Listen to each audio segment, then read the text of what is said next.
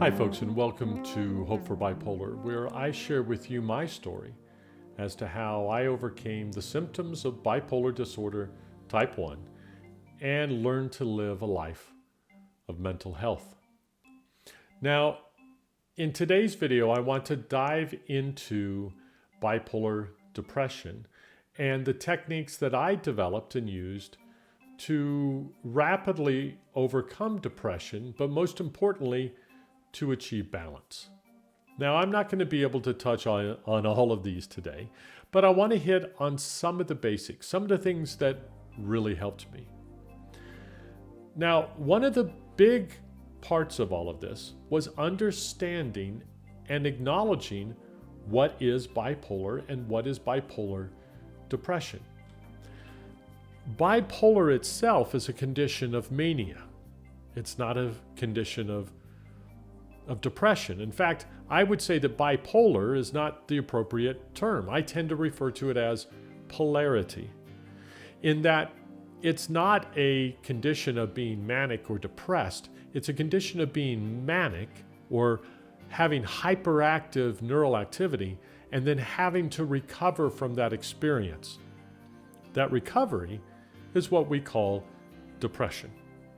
So with that understanding, depression is not necessarily something that should be avoided or even eliminated. This idea of chemically eliminating depression without addressing the trauma that causes the mania is very counterproductive. I would say even contributes to the loss of life and the loss of quality of life.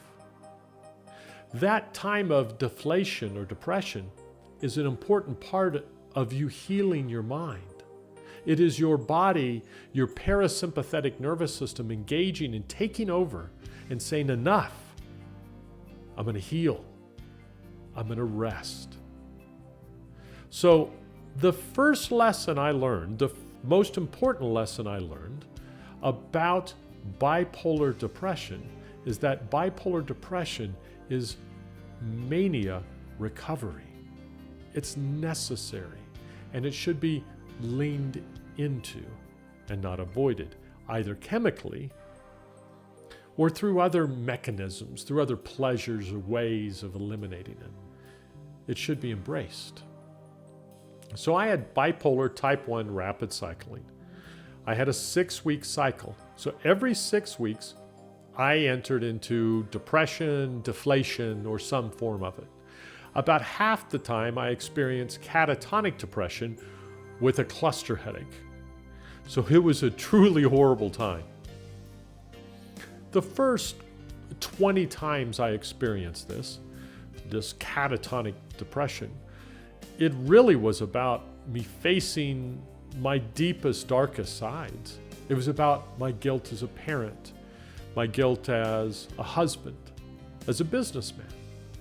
It was really a time of suffering. But then I learned my second important secret, and that is it was a great time to fix my junk.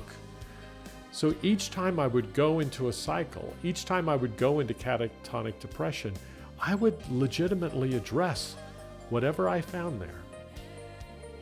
And you know what happened? After about 20 to 30 cycles of depression, there was nothing left to address. I had already faced all the demons. I had already dealt with all the guilt.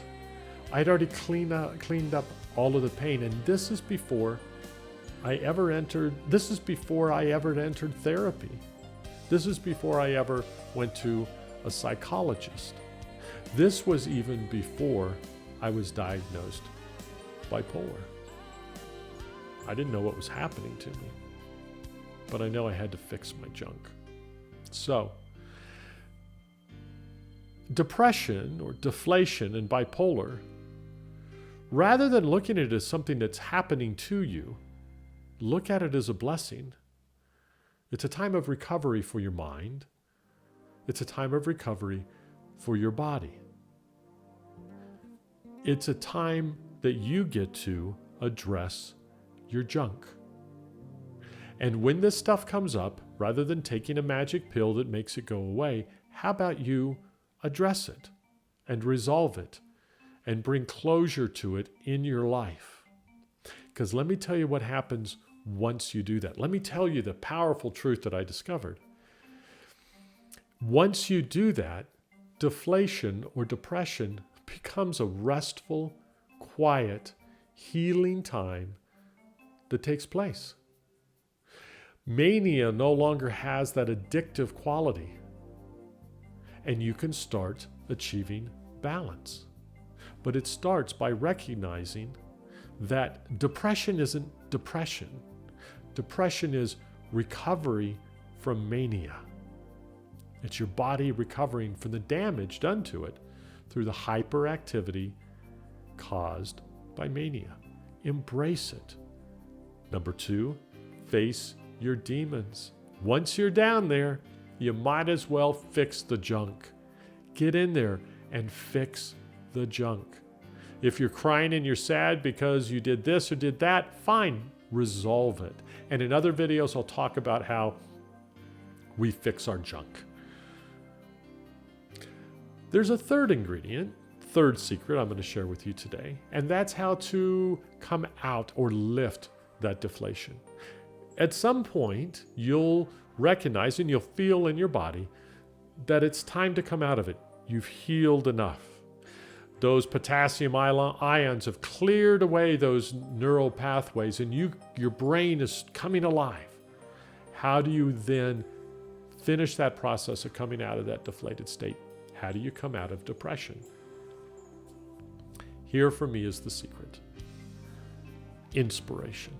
I know that sounds terribly simple, but it does exactly what it needs to do. When you become inspired about something or someone in your life, that inspiration starts a firing of neurons in the other parts of your brain. It takes you out of that parasympathetic set, that restful, quiet set, and it starts these other neurons firing, and it begins to pull you out of that deflated state. Now, that inspiration, if you do not control the patterns, can become an obsession that leads to mania. We know this, and this I will talk about in future videos when I break down mania. But right now, what I want you to think about is how an inspiration starts firing the neurons necessary to pull you out of that deflated state. My wife is often that source of inspiration for me. This time after winter solstice, and I found myself a bit down, she came down into my office, and she really did. She fired me up. She was that inspiration. Now, it's not her responsibility, though I'm very thankful when she does these things. It's my responsibility to find that inspiration. A couple of years ago, after winter solstice, I built a new dining room table.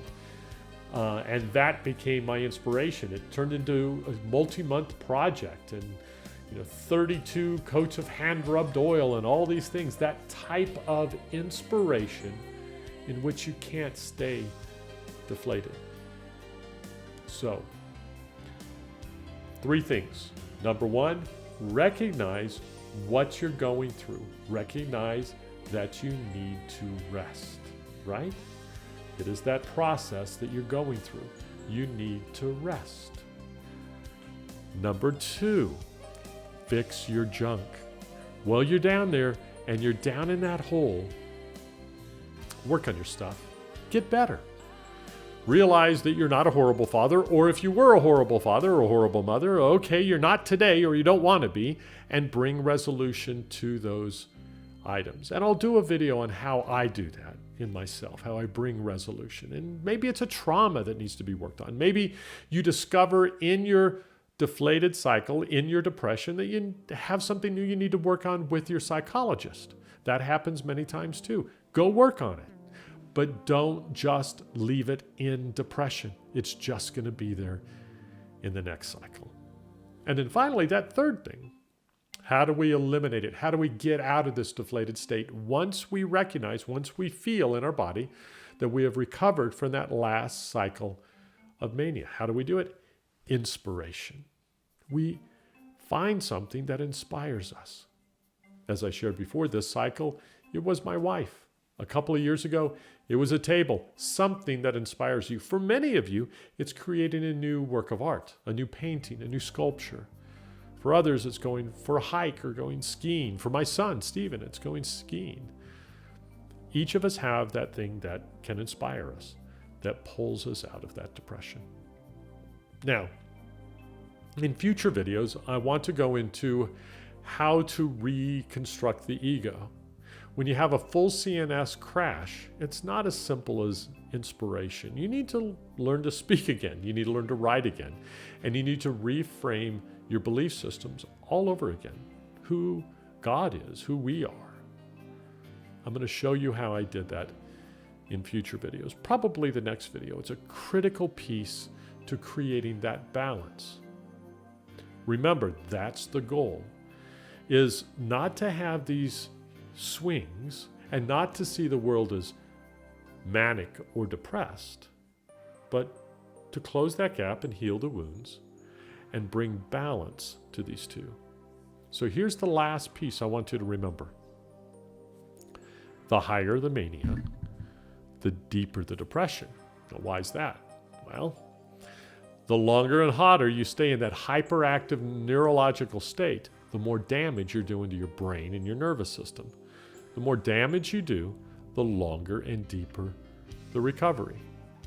So, for my friends out there that are still playing with the tempting ball of mania, like you, Dawn, and others that I'm working with on a daily basis, it's a dangerous game, right? Because the hyperactivity of the neurons, it makes us think, it inflates us. It makes us think, hey, we can do more, we're more active, and if we'll even look back at all we got done.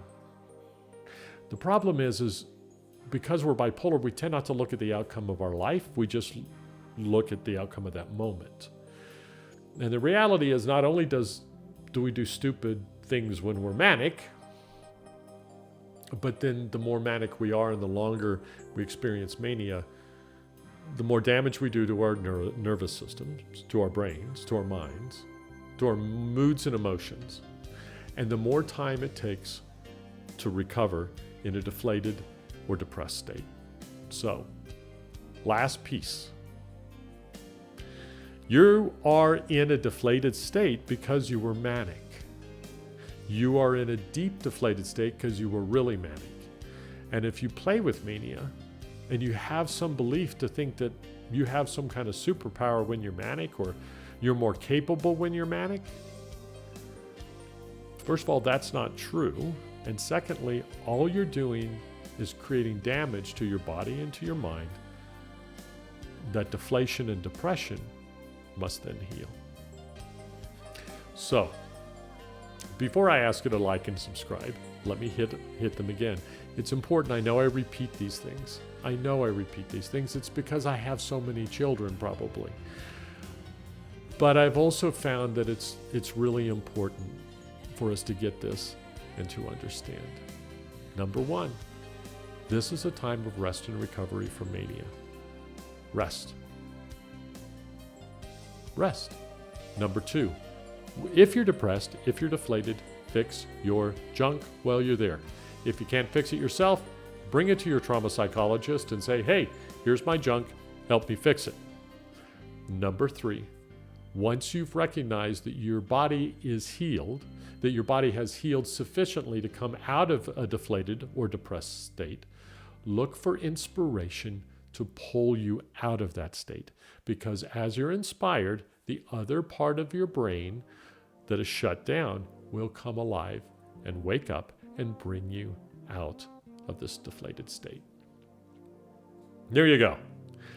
That is part one of probably 100 of how I address depression and deflation. And I'm going to share more with you about this.